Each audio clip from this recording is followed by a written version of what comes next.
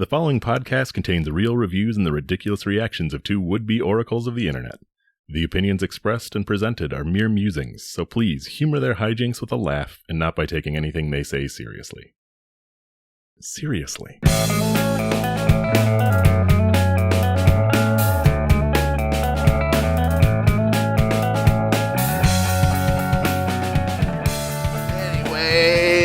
Hello and welcome to ReviewParty.com. I'm Brent. I am Matt. And we have an episode for you this week. Obviously, you're listening to it, but it's going to be good is what I'm saying. Oh, yeah.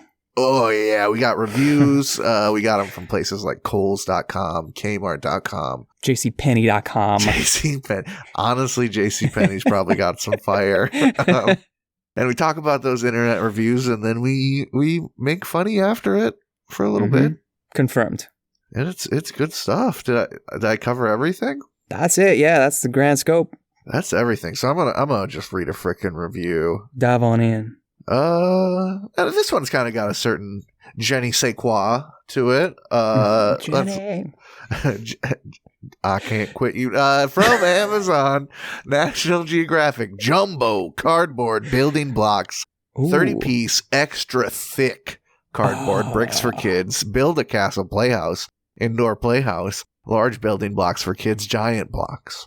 How many colors are we talking? I need to know. It is just, they are all castle, what would you say? Not palette textured. It's faux rock, faux stone. Some of them have little entrances with torches on the side. Kids these days, wow. Yeah, it's got the nice. One piece even has a drawbridge that comes down. Yeah. Oh my goodness. Madrigal titles their review. A lot of work for something tiny and flimsy.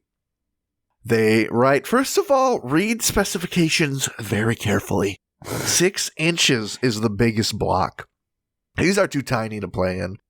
But here's the big thing. They take a lot of time to build. I was happy to do it. There's so many interlocking tabs and pieces. I thought they would be really valuable. Unfortunately, they weren't. I spent some more time building them than the kids spent playing them. They're boring. They built a castle, but they can't play in it. You can't build a chair to sit on. And when they tried building it and knocking it down, several paper bricks got destroyed, even though they're supposed to be high quality and have so many interlocking pieces. Build a castle to play in? Absolutely. But build a castle to look at? We don't see the point. I can see why this is so cheap, but it still wasn't worth it. 3 stars. I mean, I guess before I criticize old daddy here, I guess just any standard kitchen appliance cardboard box is going to thrill your kids. To be fair, you get a new fridge, that thing is a playhouse for days. I cut out portholes and drew with crayon on many boxes. Yeah, you just got to watch out for those big copper staples. Otherwise, it's fun. Yeah. Parents are worried about razor blades and Halloween candy. You got to worry about the copper staples in the imagination boxes. That said, though, interlocking bits, bro, you've overcomplicated it. As if cardboard bricks were overcomplicated compared to a cardboard box. I played with cardboard bricks. I had them. My cousins had them. I had just the reds. My cousins had the reds, the greens, the yellows, the blues. Mm-hmm. He said 6 inches, but it's not a 6x6 square, no doubt. It's 6x6x3, technically. Oh, well. Three high or width or whatever you want to say it. My mama told me you got to shop around. Because the bricks I had, they were, I don't know, 6 inches by 9 inches, something like that. They were brick-shaped, but larger. I mean, I'm looking at this kid comparison, and they did get the 35 piece or the 30 piece, not the 45 piece. So they're already, the height you can stack it is literally going to be smaller.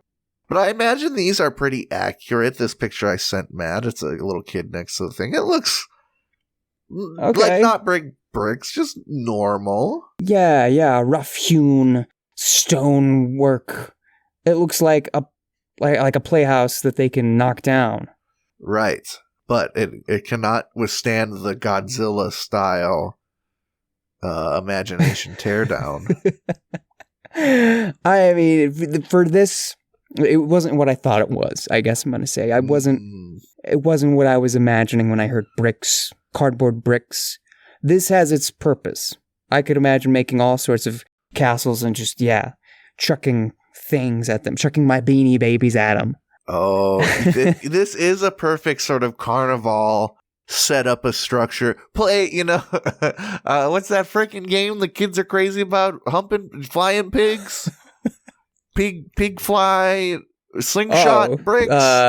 Angry Birds. Angry Birds, man. The pigs they're chilling. The birds are angry and flying. Mm-hmm. They made a fucking animated movie about that. You can have it at home, man. They made two. That's beside the point, but... actors, screen actors said yes to that, man. But animated movies pay so good. I would love to. Angry Birds 3. Angry Birds 3. We're game for it. Well, I'll be a pig. I'll be the yellow triangle bird. If the McElroys say no, then we're your next best bet. That's what I'm saying. We'll tell. They were everybody. In Trolls. Yeah, in both of them, I believe. No, just Trolls 2. Trolls 2. But they had several parts in that. I remember tracking them down, and all of them they're very lucky. That's the podcast to voice actor pipeline is what we're trying to get on. Do you have a review? Man. Yeah. Before I get to that, though, I want to just say, oh sure, the end game for your cardboard castle. If you've decided it isn't, the kids are bored with this. You get to torch that sucker. You get to just light it up.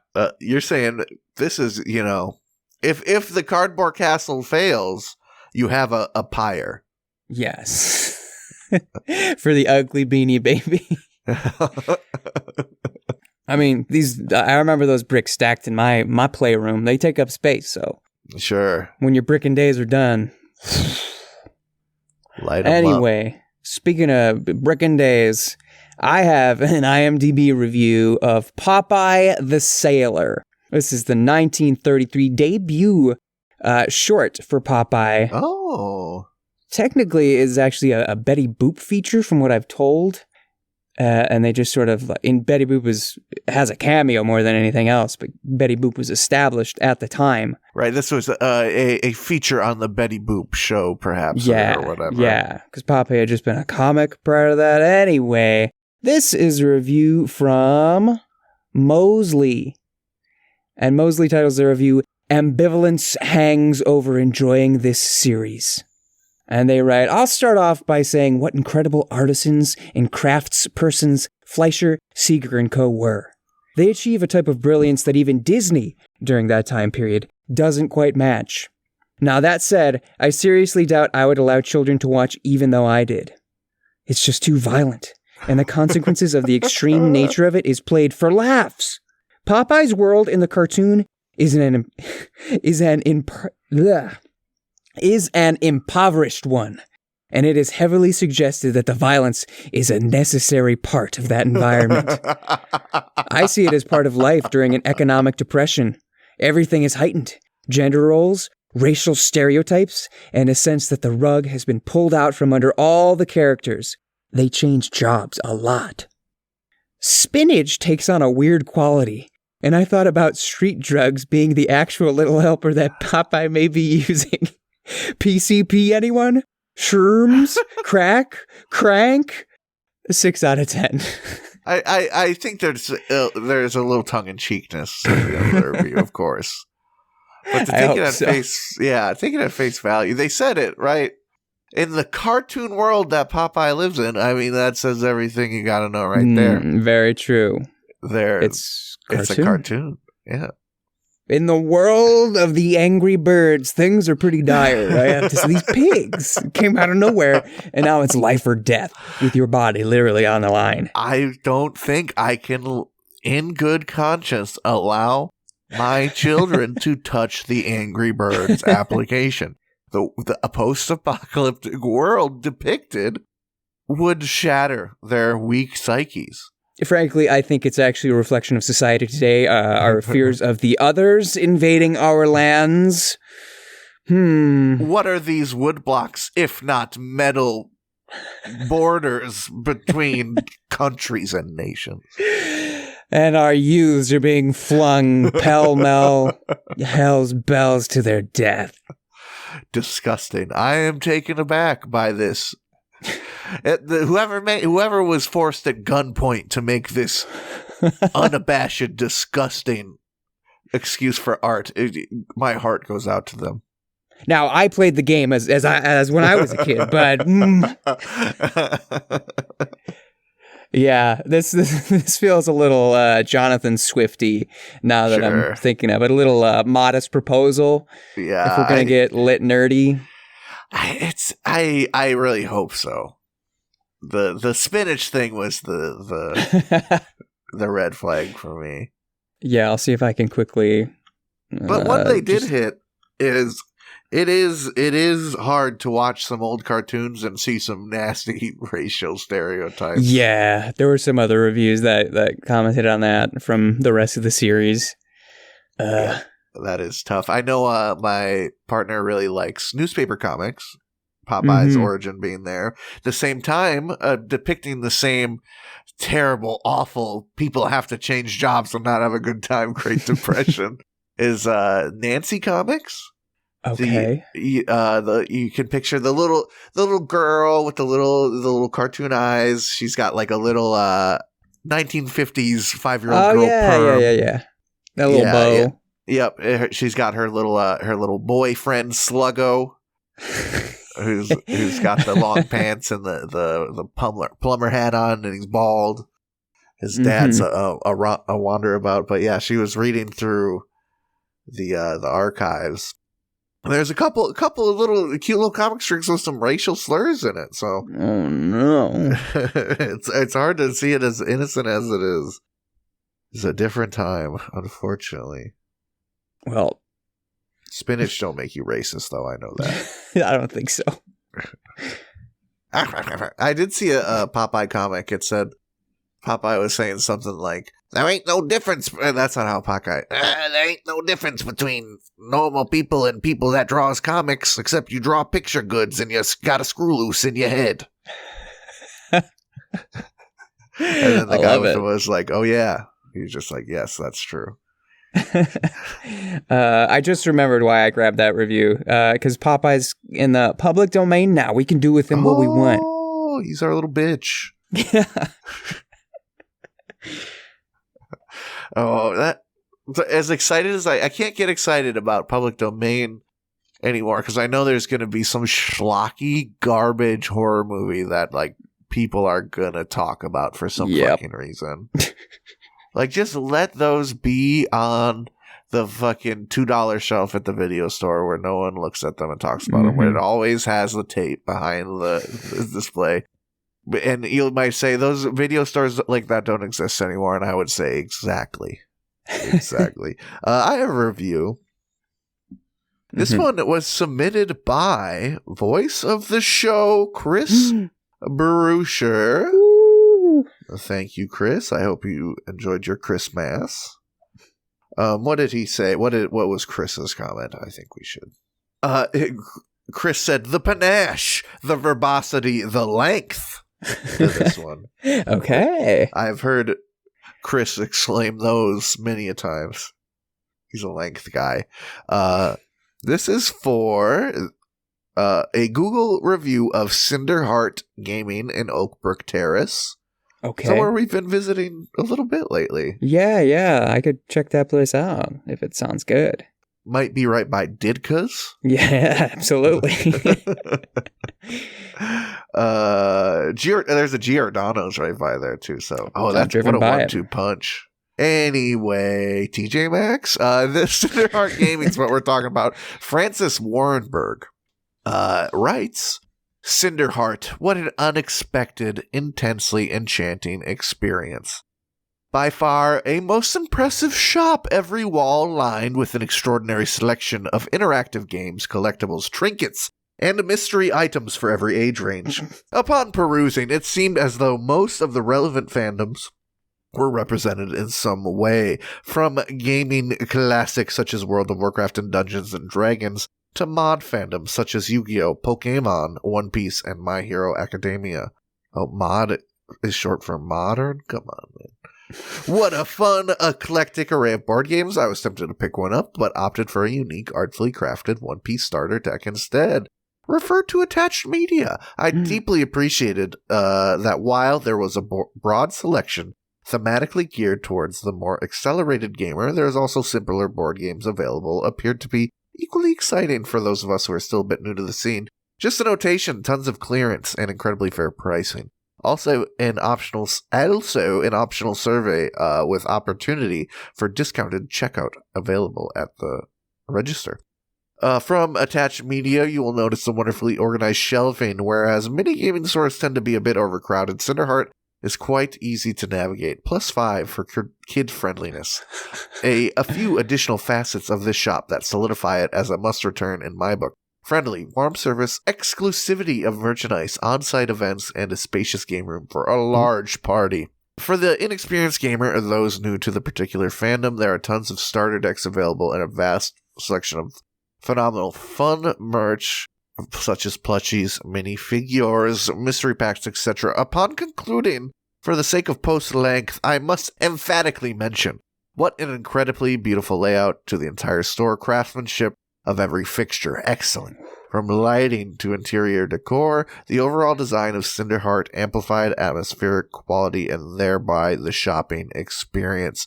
Truly, there is something for everyone at Cinderheart. Dear readers, I implore you to see for yourself. Thank you, Cinderheart, for the memorable experience. Gem emoji, 5 stars. I was so ready for that sentence to continue. The beautiful cashier. Not the beautiful layout of the store. I was ready for all of that to amount to, and if there's a hot girl working there too. You judge us fine spoken basement dwellers too harshly.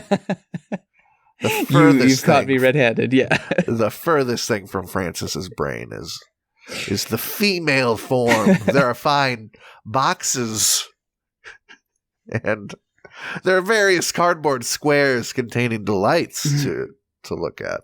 Mystery trinkets. Ah. A delight to the senses. This place does sound dope. Looking at the aforementioned attached pictures, it does look very clean and professional for a game. This is a game store you could bring your grandma to and not, be ashamed of. Well, you get to pick out one. She's not going to be like, "Where did he bring me?" She's going to be like, "Oh, this is quaint." It makes me think that it's got to be really difficult to run a game store too. Oh, it is. The ones that I've profit been margins are narrow. Like, how do you decide what you put what on the shelves? I don't know. You got to cram things in sideways, all these oblong boxes. Yep. Somebody's coming in for the base set of a game that's been out for 5 years when all you got is the expansions. And touched on in this review, how do you cater to the customers not familiar with the various worlds they're walking into here? Right. And also to the people who know more than you about the stuff. You dedicate table space in the back of the store to the guys who come in once a week, don't buy anything, but at least it looks like there's people in your store because they're playing their games back there. Like, I've been in stores on both ends of the spectrum where there's just like way too much space and you're staring at more than half-empty shelves. Yeah, it's like you feel like you're walking into a half a high school gym. There's like bleacher seating and shit.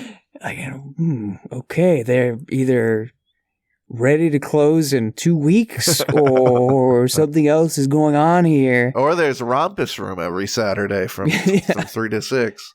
But then, there's the ones where there's like, you try and pull a game out, but you got to pull 5 others out because they're all stacked on top of each other.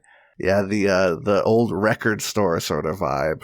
Just piles of crap everywhere. I don't know how I do it. I always took the dinginess of gamer comic book stores as sort of a part of the package. Mm-hmm. There's a certain... You can't walk into one of those and not know what you're looking for. It's, it's a deterrent. Yeah, you go up, you talk to the guy, you say, hey, got this? Okay, you don't? Well, I guess I'll buy it online then. Yeah. See if Target has it. Sorry, I'd love to support local, but... My favorite game stores are, just like, it's just a room with a dude who's like 57. Just like chilling on his phone. Doesn't really even interact with you until you say hey.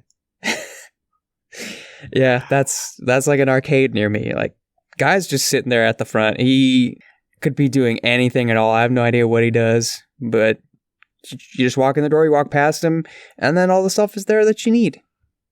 If it's a very for nerds by nerds type experience, right?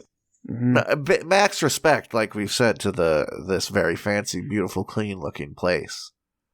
But I don't know, is some of the mythos, some of the atmosphere lost when it's so beautiful?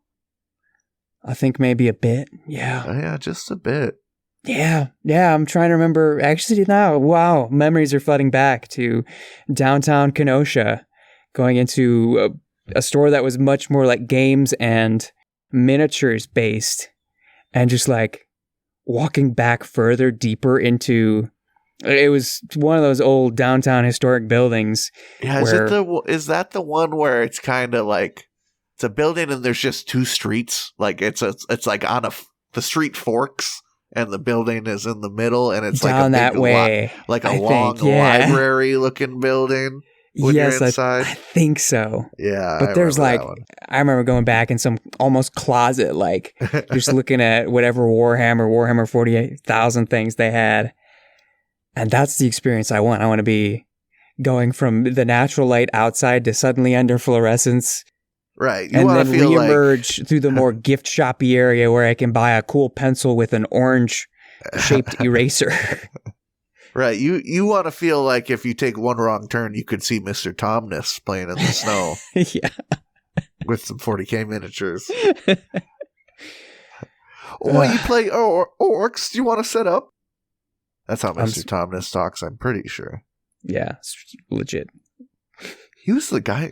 Mr. Tomness is freaking the dude from Wanted. Pretty sure. Yeah. James McAvoy, yeah. James McAvoy, freaking Charles Xavier, man. Walking out there with his little hairy chest. His little goat butt. That's a dream role. Goat butt. I mean, how would you say no to something like Mr. Tomness, though? True. I wouldn't. You wouldn't. That's he was in the same spot. I'm trying to be a cool Irish action movie guy. Get some more serious stuff like Professor Xavier pre-bald, but Mr. Thomas comes to knocking. All I'm wearing is a scarf in this scene? I think I'm in. And those your mom bought some pants and super glued some fur all over it for your Halloween costume. Okay, I think we're gonna go find a lion, a witch, and a wardrobe on this break here. Mm-hmm. See you on the other side.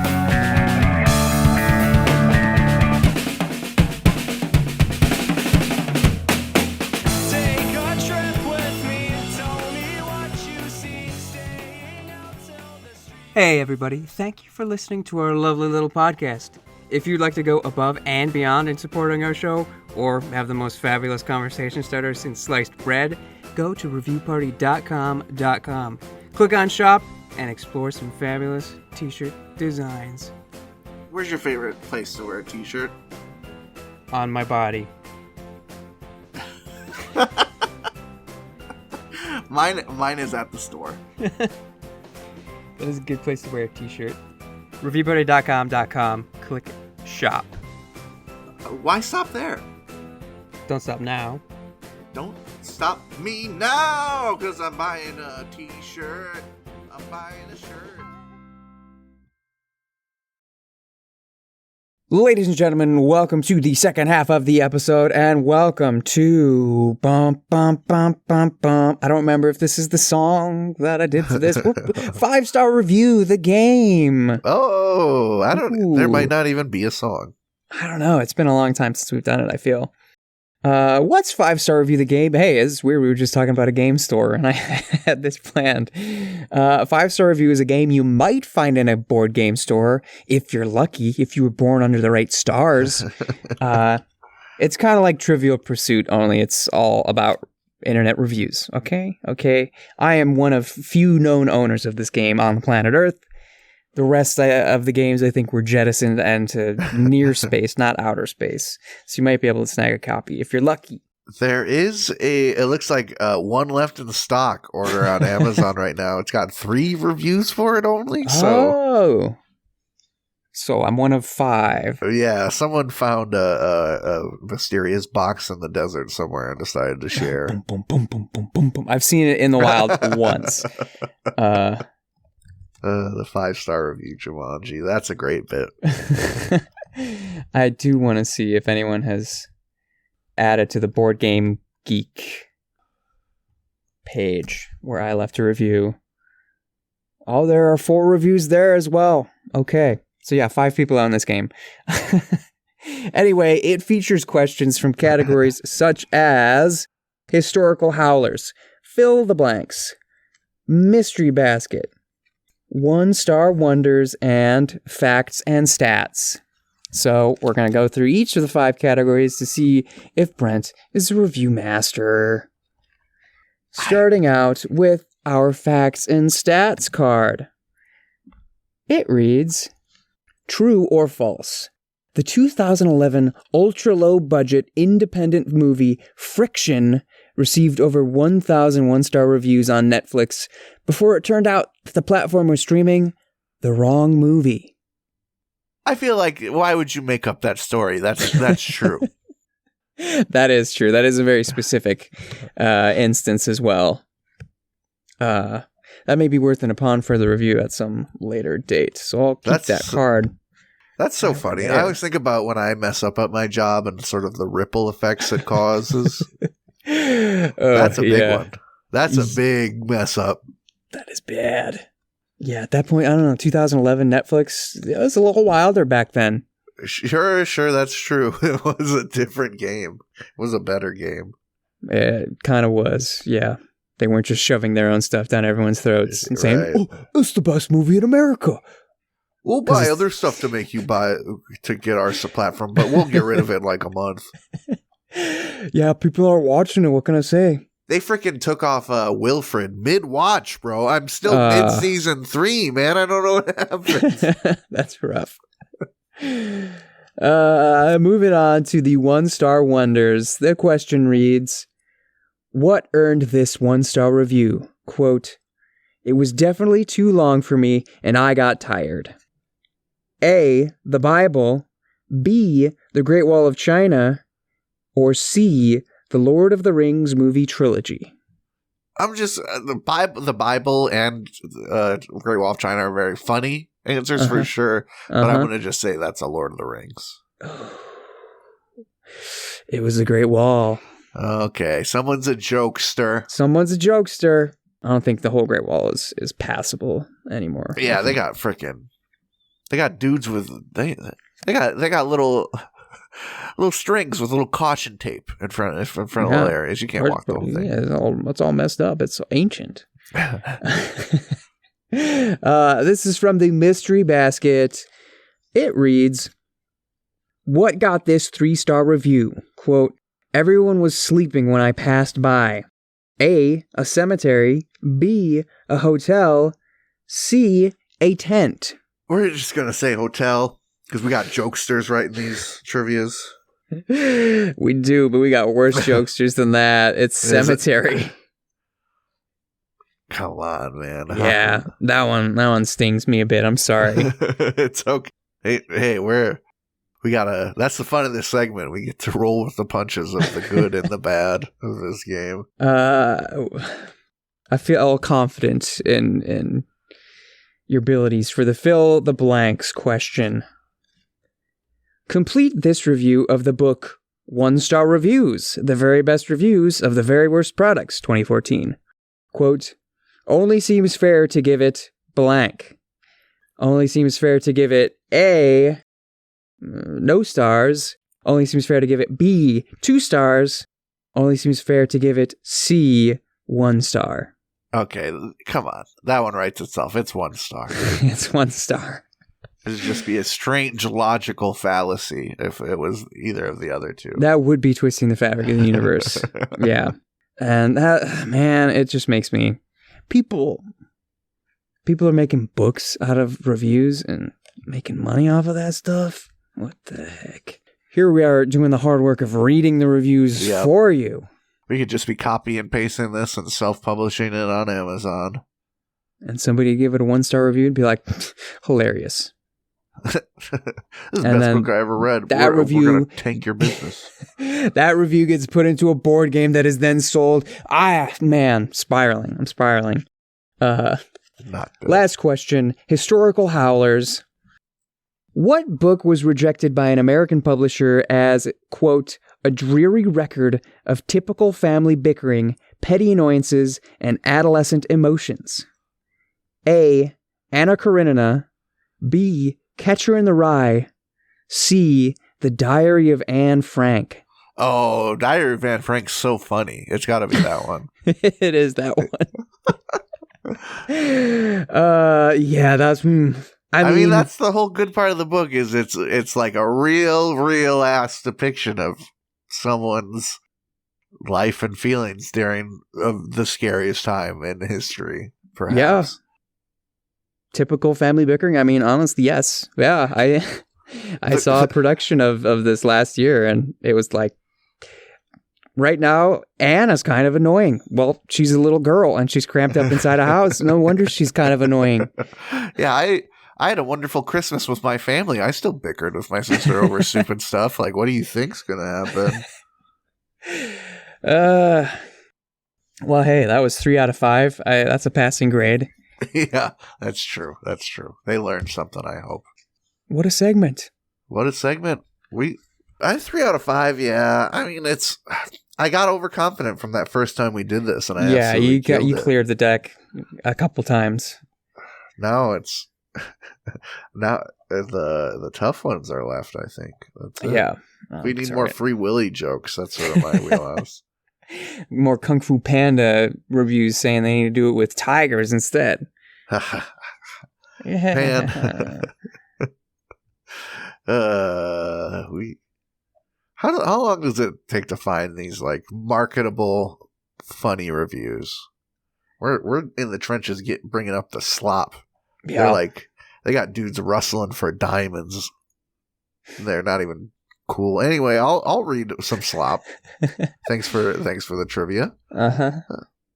This one I thought was pretty funny. Elvis by Elvis Presly on rateyourmusic.com. Okay. This is the 1956 self-titled album. I believe there is a 1956 but earlier self-titled album by Elvis. But this is his sophomore attempt. But let me tell you, this review is written by, someone, I shouldn't even talk because the expert is about to speak. Review by Elvis _incarnate. Oh boy. They title it Young Raw Elvis Ripping It Up. Ooh. They write, the album captures early raw Elvis without the huge hits. Because it showcases his high energy, great singing voice, burgeoning talent, and magical charisma. The highlights and best songs are So Glad You're Mine, Love Me, Ready Teddy, Any Place Is Paradise, Long, Tall, Sally, Finish, In Line, and Rip It Up. Old Shep has a soft spot for me too. Don't have to be a dog owner to love it, but that's how good Elvis was. He could sing about anything and make it like the song, i.e. mincemeat pie, stepping on an old rusty nail, ant hills, refrigerator mold, etc. Just look at some of his songs about crawfish, old McDonald's farm, carnivals, and Roombas in sports cars. Yes, Elvis could make a bad song good and a good song great.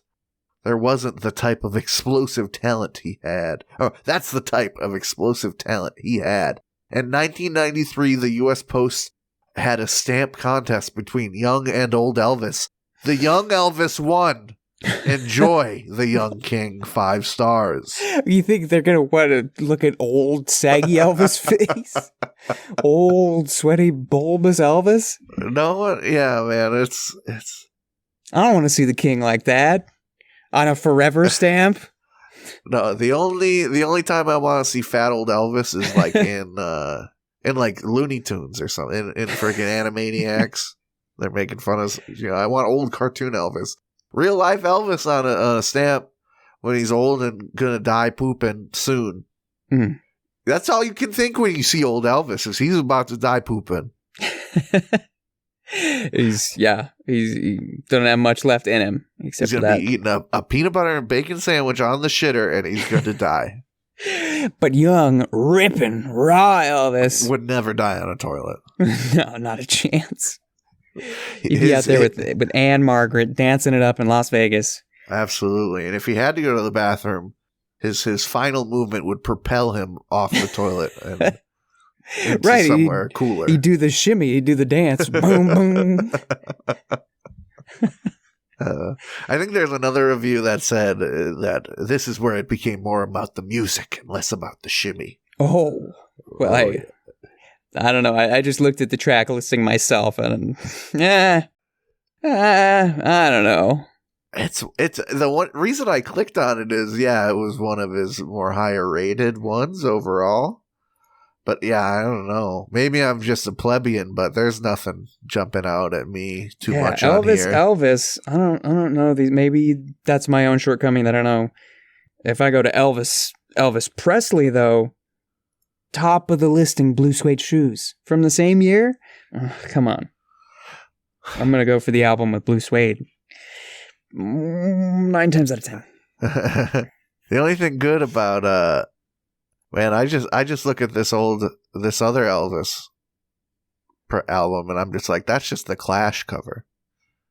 Mm-hmm. Even though the Clash purposely took too font to make it there. Yeah. Guess that's telling of my generation. But, it's got Tutti Frutti. Oh, Rudy, yeah. Man. Hound Dog. If you y'all are skipping the Hound Dog, I don't understand Elvis heads. Maybe I should listen and see what all the hubbub's about. But as a guy that doesn't like Elvis, this other one that they're saying is better than seems to have all the ones that I don't hate. Yeah, I don't care if he's gonna sing about a old Shep dog and make me wistful for the dog that I never had. I just rather hear him sing about the Hound Dog. The Hound Dog. I'm going to send Matt the cover of That's the Way It Is from 1977. Pre-fat Elvis, probably. The fattening has begun, I think. Yeah, when the sideburns and the hair start to bush out, then everything else follows. He looks, I feel like you look at that man. If I looked at that man in 1970, not knowing the future, I would say he's going to die on the damn toilet. Look at him. Yeah, that look on his face is not. He looks like he's got shit right now. He's like, I can't wait till this set's over. I got a dump. That's why he unbuttoned. It's not to be sexy. Why his jumpsuit's unbuttoned? It's just this like dad popping the belt after Thanksgiving. I guess the way you shimmy like him, that's the perfect sort of slinging from back and forth in the intestines to get things going, Everything's all shimmied up. Right. You just left, right. Everything's just efficiently moving through the line like a water slide or something. Do you have a review? Yeah. I was going to go to an Amazon, but I think I'm going to go to a Google instead. Because I get scared if I don't go to Google often enough. This is a Google review for Gates Barbeque in Northeast Kansas City, it tells me. It's, a Kansas City barbecue. This review comes to us from Hope Love Care Every Day. They write, let me start by saying I'm from Texas. They just have it capital T, capital X, but I'll say Texas. Let me start by saying I'm from Texas. I say that because maybe it'll put in perspective why I rated what I rated. I had the in-house sausage. That sausage was so dry and hard. I literally broke it with clean parts of my fingers. But the turkey was delicious. Tasty emoji. I also had the sweet potato pie. The filling was okay, but the crust was soft, not flaky, and tasted like whatever it was refrigerated next to. 3 stars. Big words for only dropping a 3-star. Yeah, the words that I'm frankly scared to trust. The Texas proclamation aside, the most revealing... I'll send a picture before anything else. You go ahead, I'll get to mine. I was going to say, just because you're from... I know there's great barbecue in Texas. I know there's a lot of idiots there too, man. Like, just because you have eaten good barbecue doesn't make you an authority. Because you fucking pay $50 for a fucking tray of fucking beef and shit. Like, big whoop. Anyone can do that. It doesn't... You did nothing to be born in Texas and eat good barbecue. That's just something... It's something that's happening around you. It's not you. It does look kind of funny looking. I don't know if it's like oversaturated colors in these pictures. The sausage does look a little shriveled. If I'm identifying the sausage. It doesn't look like a typical barbecue experience. It does look a little bit out of the freezer in the fryer. But type the thing that freaks me out is that they said they ripped up the sausage with the clean parts of their fingers. Uh-huh. That makes me concerned for one of 2 reasons. If I'm at a barbecue, I'm getting messy. Sure. If I got barbecue sauce on my fingers and I'm going to go tear apart some meat, why am I going to... I'm just get the barbecue sauce on the meat. It's all going the same place. Yep. But what if the dirty fingers weren't from barbecue sauce? I've just never heard anybody make that sort of distinction. Like they have... Like, this is the dirty part of my finger. This is the clean part. Yeah. I open doorknobs only touch the dirty part. My clean part of my finger. So you're knuckling the sausage apart? I mean, I have like hit touchscreens with my pinky, thinking. True. Preserve the rest of the hand. Sure, but yeah, I don't know. If I'm eating a meal, my whole hands is clean part. I hope so. I wash my hands. But barbecue? Yeah. No, definitely. If I'm at a barbecue restaurant, I think I'm even going into I'm washing my hands on site. You scrub up, yeah. Because everything you're touching probably is sticky anyway. Who's eating barbecue with like dirt under their fucking fingernails and stuff? Ugh. Because I'm going to be sucking the little sauce off that thing. I don't want any who knows what's coming in. Wait, are they like a cigarette smoker? They have the fucking poo stains and their finger. That's the dirty part of my finger. Don't touch that now. I'm from Texas. That's my poop finger. Don't touch. When you shake my hand, don't touch my poo finger. Yeah, that was the big concern I didn't want to name. Yeah. These I use these fingers as a shield when I wipe my ass. This is the butt scratching fingers. I like to get in there. I mean, I've heard less crazy. I've heard crazier truths.